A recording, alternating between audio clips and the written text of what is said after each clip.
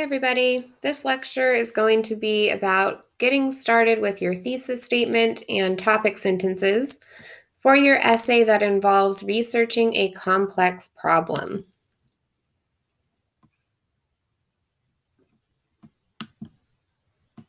All right, so before we start writing anything having to do with any essay, it's important that we know our goals for the essay.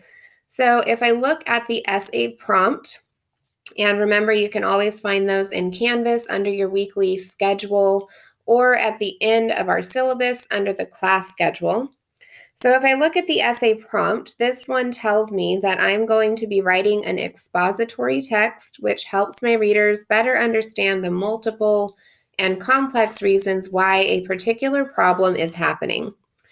I also know that I have to include multiple scholarly sources as evidence, and I know that I need to include multiple popular sources as evidence. So with those things in mind, I can start thinking about how I want to plan my essay. And the first step in thinking about actually writing an essay is to consider what your thesis statement might be about. So by this point, you should have already chosen a topic and you should already be doing some research about that particular topic. So if you haven't done that yet, then you need to make sure that you choose a topic and start doing your research. But once I know what it is that I want to talk about, then I'm ready to start writing a thesis statement. So remember that a thesis statement needs to make a claim that responds to the prompt. So in this case, your thesis statement needs to be about a particular problem, and you need to focus on specific things that are causing that problem. You also need to hint at the specific things that the paper will cover. And remember that thesis statements are specific and not too broad, so your topic sentences can refer back to them. Thesis statements happen in the introduction. And remember that they need to be complete sentences. So we need to make sure that our thesis statement has a subject, a verb, and a complete idea. So one of the biggest things that you need to make sure you do with any thesis statement is, of course, to respond to the prompt. So your thesis statement is really the backbone of your essay. If your thesis statement is off topic, then that opens up the possibility for your essay to go off in all kinds of weird directions that it doesn't need to go. So we want to make sure that our thesis statement is responding to the prompt so that when I'm creating topic sentences and body paragraphs that refer back to my thesis, I'm ultimately answering the prompt so that I can get a better grade on that essay. So in this case, your prompt asks you to tell me all about a problem and specifically tell me all about the things that are causing that problem. So we want to focus on the causes of the problem at hand. In your thesis statement, you can mention a couple of contributing factors, and you want to hint that there are more, but you don't need to list all of them because a thesis statement is just a very short statement that helps us understand what your essay is going to be all about. So I have some thesis templates for you. Sometimes using a template helps us to get started. So if you would like, you're welcome to use these templates for your thesis statement. And a template is just a fill in the blank kind of situation. So I've given you blanks and you can fill those in to make sure that your thesis statement is on topic and focusing on a complex problem and focusing specifically on what is causing that problem. So the first template is blank is a complex problem with multiple contributing factors, including factor 1, factor 2, and many others. Another way that you could approach this, and another template you could use, is to list some of the contributing factors first and then tell us what the problem is. So for instance, this thing, and this other thing are just a few of the reasons why this problem is such a difficult problem to tackle. So I have some examples for you of what that looks like. So for instance, let's say that I was talking about pet overpopulation. So you can see that my main problem that I'm looking at in this essay is highlighted in purple.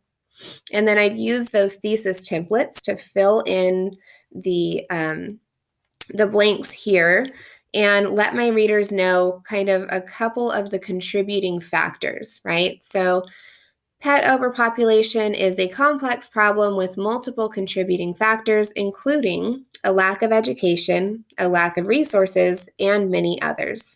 So what this tells my reader is that my whole essay is going to be about this pet overpopulation problem. And specifically, I'm going to look at a bunch of different contributing factors. And then my readers can tell by my thesis statement that one of my paragraphs is going to talk about a lack of education. Another paragraph is going to talk about a lack of resources. And then I'll have many other paragraphs that are talking about other contributing factors. And then I have this other sample thesis statement for you. So lack of education, lack of resources, and weak laws surrounding spay and neuter policies are just a few of the reasons why pet overpopulation is such a difficult problem to tackle. So if you look back to those thesis templates, all I've done to create my thesis is fill in those blanks. So that's one way that you can get started with your thesis. If you're just feeling like it's a little bit overwhelming, you're not sure where to get started, you can just choose your problem, fill in that blank, and then choose a couple of the contributing factors that you know you want to talk about and fill in some of those other blanks. All right. So the next thing that we need to be working towards when we're starting to write our essays, once we have a strong thesis statement, is topic sentences. So remember that topic sentences are the first sentence in each of your body paragraphs, and these anchor the body paragraph so that you and your readers know what that whole paragraph should discuss. They should relate to and support the thesis statement, and topic sentences are complete sentences with a subject, a verb, and a complete thought. And I apologize for the jingle bells in the background of my lecture. One of my dogs is pacing around very loudly. She wants to be a part of this lecture. All right, so topic sentences versus ideas. When we're in the early stages of writing an essay, it's very common that we're still kind of sorting out what we want to talk about, right? So that's fine, but you just need to remember that it's an important step to move from main ideas into topic sentences. So main ideas happen when we're brainstorming and we're just kind of listing things that we want to discuss in our paper, and that's a perfect spot to get all of those ideas out onto paper. But topic sentences are different because topic sentences happen once we've taken those main ideas and we've worked on making them complete sentences that relate to and support our thesis. So they're just like grown-up main ideas. So for example, one of my main ideas is a lack of education. And to make this into a topic sentence, I have to make sure that there's a subject and a verb and a complete idea, because right now there's none of those things here. This is just an idea. So this turns into a sentence which says the lack of education about the importance of spaying and neutering pets is one reason pet overpopulation occurs. So now I've taken this great idea that I had and I've turned it into a topic sentence. And now I can take this topic sentence and start writing a paragraph with it, right? Another example, lack of resources, great idea, but not yet a sentence. So when I work on that, I turn it into this sentence. So the fact that there aren't many resources available for low-cost spaying and neutering is another reason why pets don't get spayed and neutered, have unwanted litters, and ultimately contribute to pet overpopulation. So those are a couple examples of how to move from a main idea into an actual sentence that you can use in your essay. One common question that I get from students is like, how many topic sentences do I need to have, right? So you should have a topic sentence for each of the main ideas that you want to include. So each topic sentence is going to turn into a body paragraph. So you're building these body paragraphs using those topic sentences as the first sentence and the base of your paragraph. So each one should relate back to the thesis, but also leave room for adding evidence and commentary so that you can ultimately get to that paragraph goal.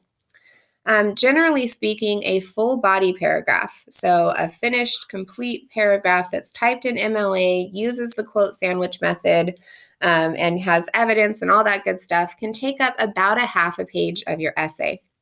So if you think about it that way, if your essay is 6 pages, you would need at least 10 paragraphs of, body paragraphs, so about 10 topic sentences, plus your introduction and your conclusion, and then you should be pretty close to your page length requirement.